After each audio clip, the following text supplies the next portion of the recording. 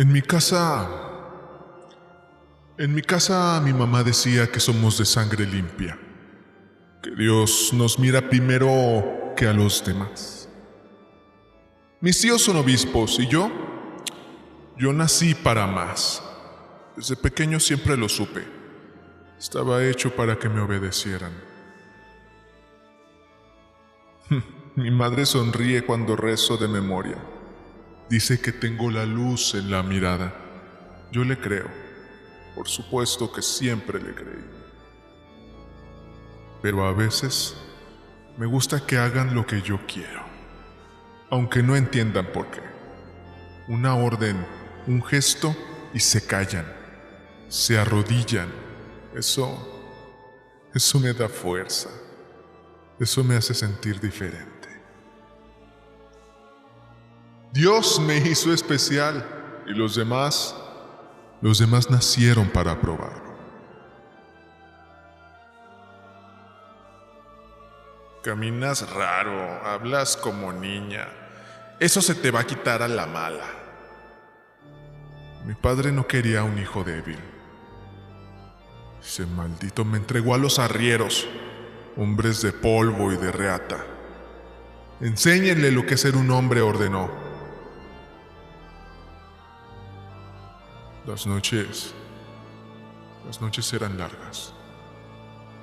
El silencio más largo todavía. Yo aprendí a callar, a tragarme las palabras que me dolían, a quedarme quieto hasta que todo pasara. Pero yo sabía que yo era distinto, que esto solo era una prueba. Si esos malditos arrieros me ensuciaban, era porque Dios me quería puro. Si me golpeaban, era porque Él quería que yo me templara como el hierro. Así que lo entendí. Así lo creí. No lloré. No me quebré. Allí en la oscuridad me repetí una y otra vez: yo soy elegido. Soy el elegido. Soy el elegido. Y cuando volví, ya no era como los demás niños. Ellos jugaban con canicas y trompos. Yo practicaba la mirada de los obispos, el tono de los sermones. Yo soñaba con verlos a todos de rodillas, con escuchar mi nombre en Roma. Lo entendí muy pronto. La humillación es el precio de la grandeza. Y yo nací para mandar.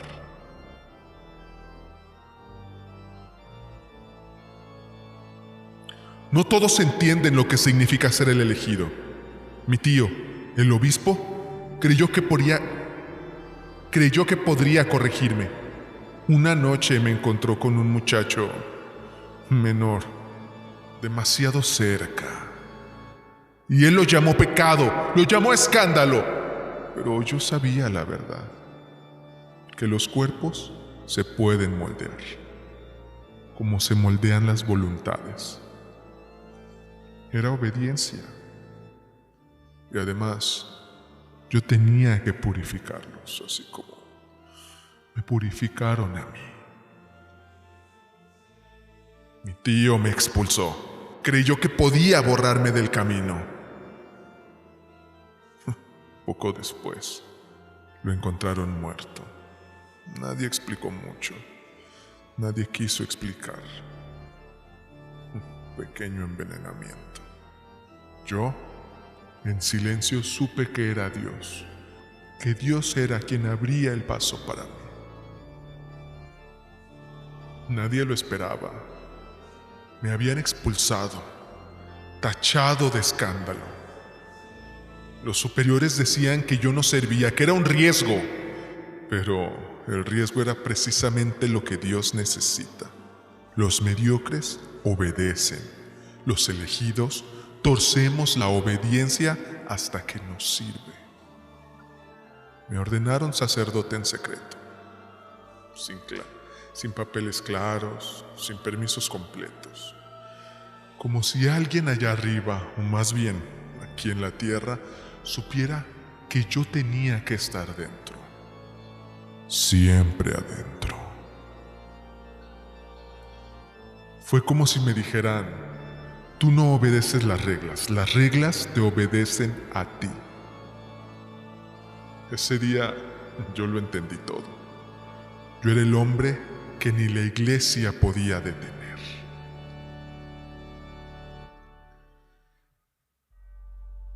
Ser sacerdote es poder. Poder decir: Dios habla por mí. Y Dios habla a través de mí. Poder mandar en silencio. Poder hacer que obedezcan sin que nadie tiemble. Poder hacer que obedezcan aunque tiemblen. Desde el principio supe que lo mío no era servir, lo mío era gobernar, reinar. Y Roma escucharía mi nombre, el altar, mi trono. Los jóvenes, ahí estaba la respuesta. Rostros limpios, tan hermosos, ojos brillando con esa fe ciega, voces que tiemblan cuando me llaman padre. Ellos tienen la culpa de todo lo que hice. Me miraban como si yo ya fuera un santo. Yo lo supe, ellos eran míos. No solo era devoción, no. Yo los quería cerca, bajo mi mirada, bajo mi mano, bajo mi manto. Sentir el poder de ordenarlos, de doblarlos, de humillarlos, y aún así, que me agradecieran. Ese día entendí lo que realmente me gustaba, lo que realmente me hacía fuerte. Era muy fácil, los reclutaba con promesas, estudios, misión, gloria eterna. Yo les daba una verdadera misión para sus vidas, un verdadero sentido. Y ellos venían con la ingenuidad del cordero, con los ojos brillando de fe, con la inocencia que no sospecha nada. Aquí aprenderán disciplina, obediencia absoluta. Aquí serán soldados de Cristo. Ninguno entendía que obediencia significaba callar, que disciplina significaba entregarse a mí. Eran tan fáciles de moldear, tan fáciles de poseer. Les enseñaba a bajar la cabeza, a no cuestionar, a repetir votos de silencio como si fueran cadenas sagradas. Yo era el único padre que necesitaba. Yo era la voz de Dios para ellos. La culpa era mi herramienta, el miedo mi sacramento. Los quebraba con rezos, con culpas, con amenazas de condena eterna. Y cuando estaban rotos, entonces eran míos de verdad.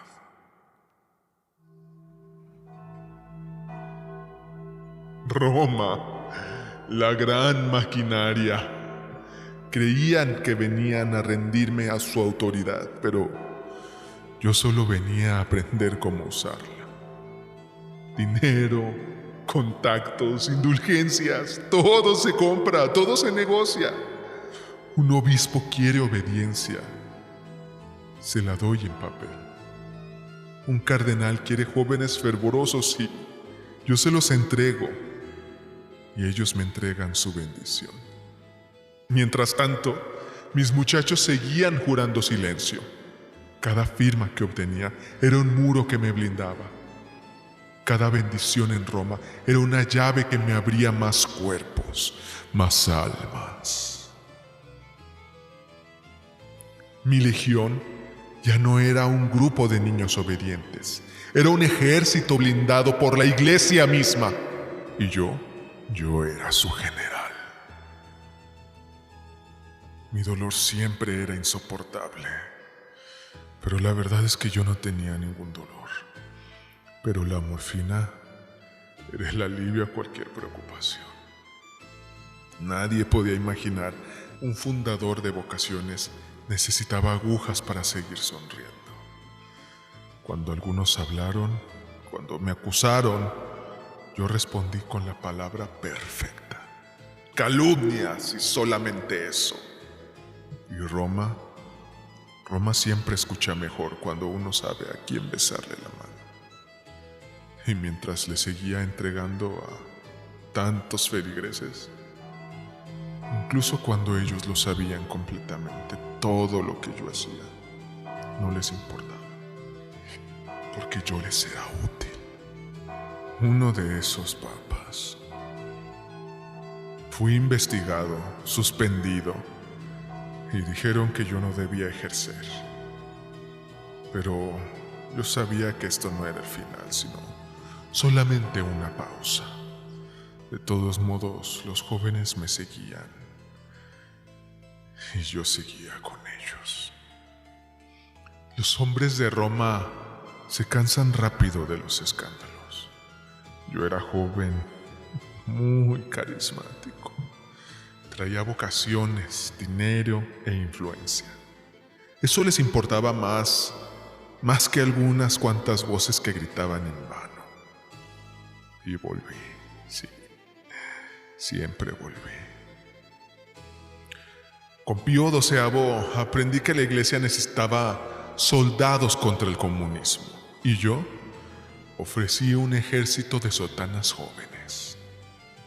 Juan XXIII hablaba de renovación, de concilio, de abrir ventanas, pero a mí nunca me abrió la suya. Así que esperé. Pablo VI sabía de mis obras y aún así me dejó crecer. ¿Por qué? Porque yo traía obediencia ciega, dinero fresco, familias enteras entregadas a mi causa.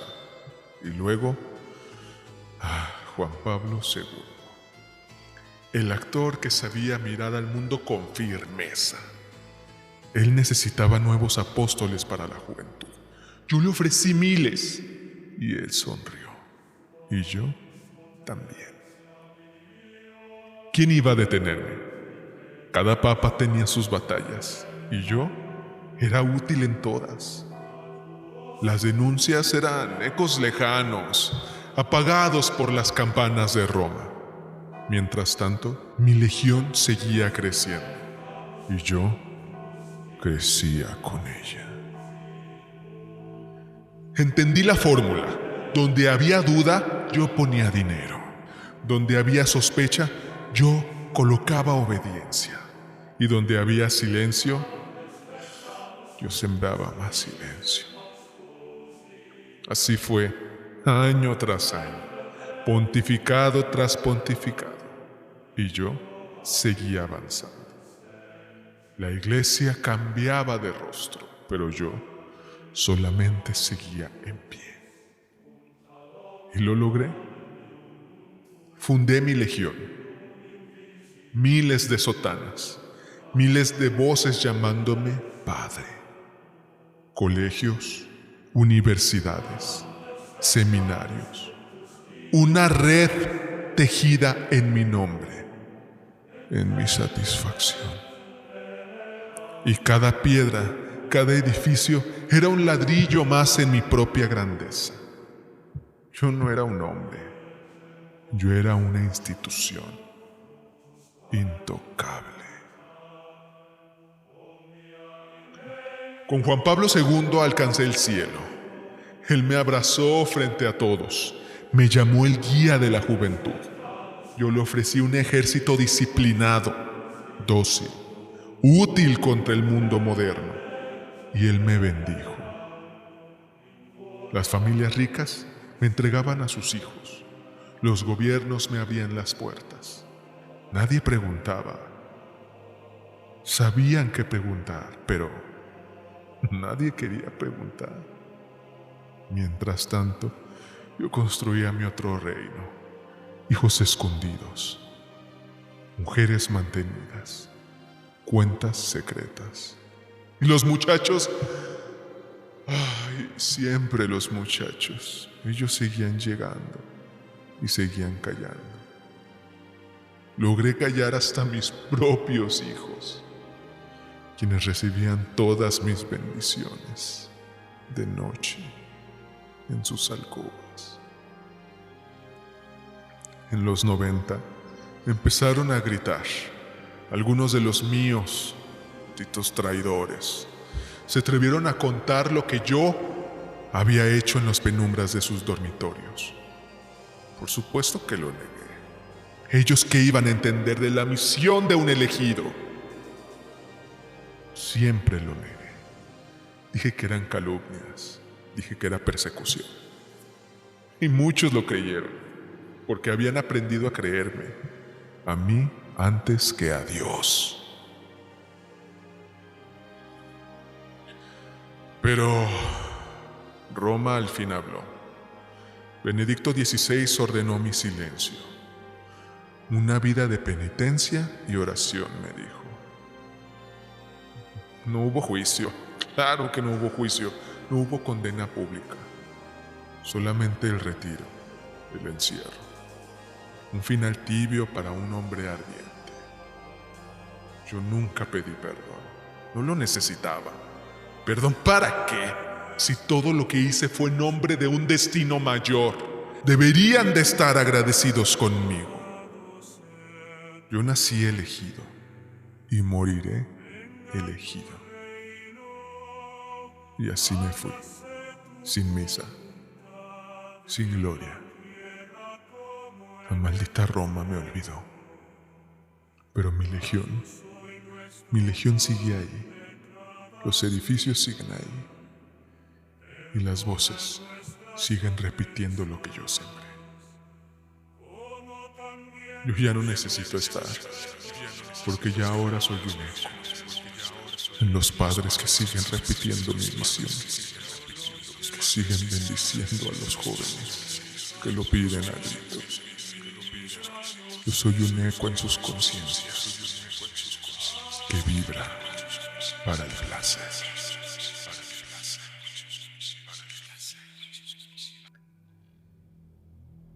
Lo que acabamos de escuchar no es solo una historia de un hombre. Es una historia de un narcisismo desmedido, de alguien que creyó que estaba por encima de Dios, de la ley y de los demás, y que nunca fue castigado. Y fue de aquí, de México. De México, que tiene un problema profundo, un problema de abuso infantil que muchos prefieren ignorar. Niños y jóvenes que deberían ser protegidos, que son entregados a quienes manipulan, dominan y destruyen. En Acapulco, el abuso infantil no es una excepción, es la realidad cotidiana.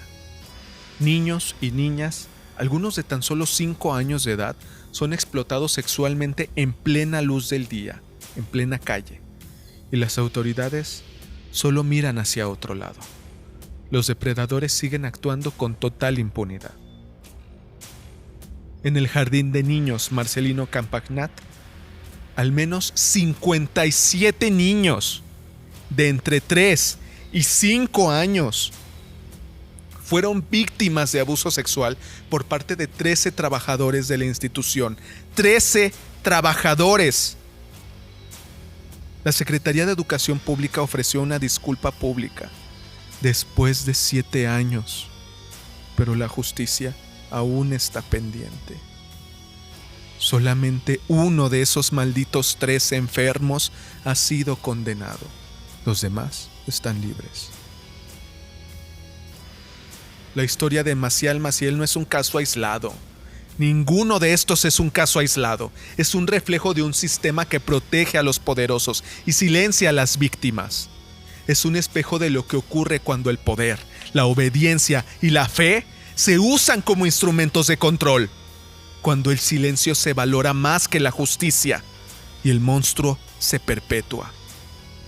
Es hora de mirar, es hora de escuchar, de proteger a los niños, porque mientras no lo hagamos, mientras sigamos intentando mirar hacia otro lado, solo para pensar que las cosas están bien,